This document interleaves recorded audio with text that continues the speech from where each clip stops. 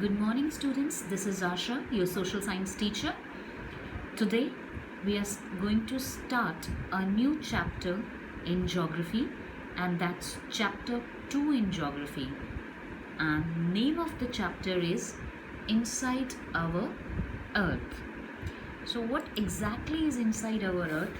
That's what we are going to study in this chapter. So, children, you must be aware that the Earth is the only planet in the solar system which has life on it.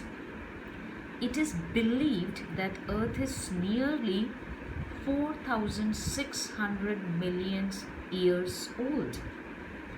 In the beginning, it was in the molten stage. Gradually, it cooled to form solid outer crust. The Earth has reached its present form through many phases. So what we see our Earth today was not originally like this only. It took many years and many changes to come to this stage at which we see right now. It consists of many concentric layers like onions, and a detailed study of interior of Earth is done by a geologist. A person who studies interior of Earth is called as geologist.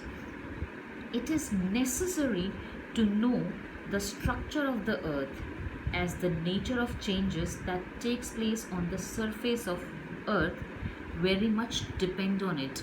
On Earth we see a lot of changes happening, lot of things. It could be earthquake, volcanoes, many more things which happen generally. So if we know the interior of Earth, it will make easier to understand all these phenomena in a better way, right? So we can easily observe and understand the exterior of the Earth, but it is practically impossible to study the Earth's interior. In general also, if you get any injury on your hand, you can easily look at it. But if anything happens inside your body, it's not easy to understand what it had happened. So always studying the exterior part of anything is easy, but interior, it becomes difficult. So there are many other reasons why study of interior of Earth is difficult. Right? It is because the temperature inside the Earth increases with increase in depth. As we go interior of the Earth, temperature goes on increasing. The distance from crust to center of the Earth, which is called radius of the Earth, is about 600 kilometers, 6,000 kilometers. It is too much. And the temperature at the center of Earth is estimated to 5,000 degrees centigrades. It is a huge amount, great amount. Information about internal structure of Earth has been obtained by man on the basis of indirect evidences.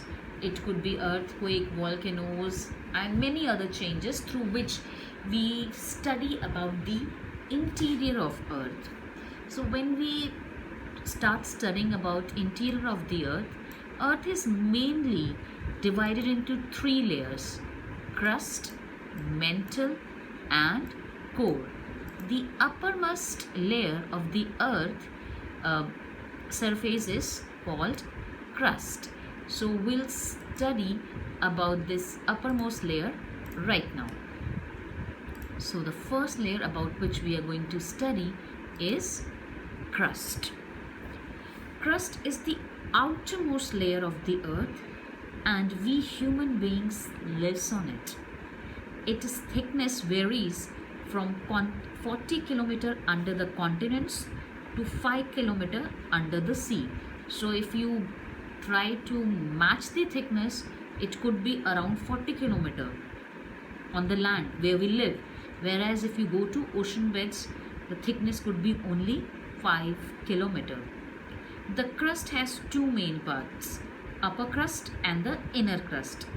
The upper crust over continental areas is known as CR.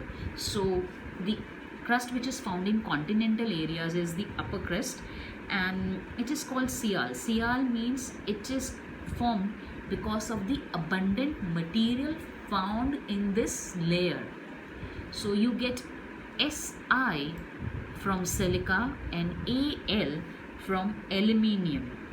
Silica and aluminium are abundantly found in this upper crust. So that layer is also known as CR. And underlying the continental CR, the layer is known as SEMA. SEMA, how come SEMA? Because Si from silica and Ma from magnesium. In this layer we find two materials, silica and magnesia. So it is called as SEMA. The crust with uppermost mantle forms hard, rigid lithosphere. So the crust, upper portion on which we live, is the lithosphere. The upper part of crust is called continental crust, which is up to 35 kilometers, and the lower part of the crust is oceanic crust, right? It is oceanic, which is up to 5 kilometer thickness. Here you can see in the diagram 3-layer crust, mantle and core, and here you can see these are continental crust, and near the ocean beds it's only 5 kilometers. You can see this distance. This is very less. Ocean crust 5 kilometers. These are oceanic crust, and here it is up to 35 kilometers, 35 to 40. So this particular region is known as continental crust, right? So hope you are clear. The area which is on land is called continental crust. Its thickness is 35 to 40 kilometer, and the crust which is found in ocean beds is known as oceanic, and its thickness is very less, up to 5 kilometer. Now let's move on to the next layer, and that is mantle. So what exactly mantle is? The next layer below the crust, which extends up to a depth of about 2,900 kilometer. So its depth is up to 2,900 kilometer, is called mantle. This layer consists of inner silicates. It is rich in silica and magnesia. So from silica Si, from magnesia Ma. So SEMA. So maximum abundant material which you will find in this layer is silica and magnesia. This is transitional zone, mix of mixed metals and silicates. So in mantle you can find many metals and many other things, and both temperature and density of mantle increase with increase in depth towards the center of the earth. As we move toward the center of the earth, temperature increases as well as the density also increases, and magma, which you must have heard earlier also, is found in this layer only, right? Now let's move on to the next layer, which is core. Below the mantle, at the depth of 2009 kilometer, there is a layer called core around the center of the earth in the form of a sphere of about 3,500 kilometer radius. So that's the radius of core, 3,500 kilometer. As the name suggests, it is composed mainly of heavy metals. In core you find only heavy metals, and in particular we find nickel and iron. So Ni from nickel and Fe from iron. So this is also known as knife. What it is called? Knife.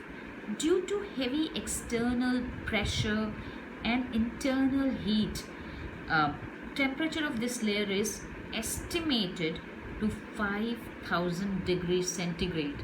5,000 degrees centigrade, that's the temperature which is inside the core. No substance can remain in solid state at this high temperature. Evidently, it is totally fluid. So core, it is believed that inside the core, all the material are in liquid state because of such a high temperature.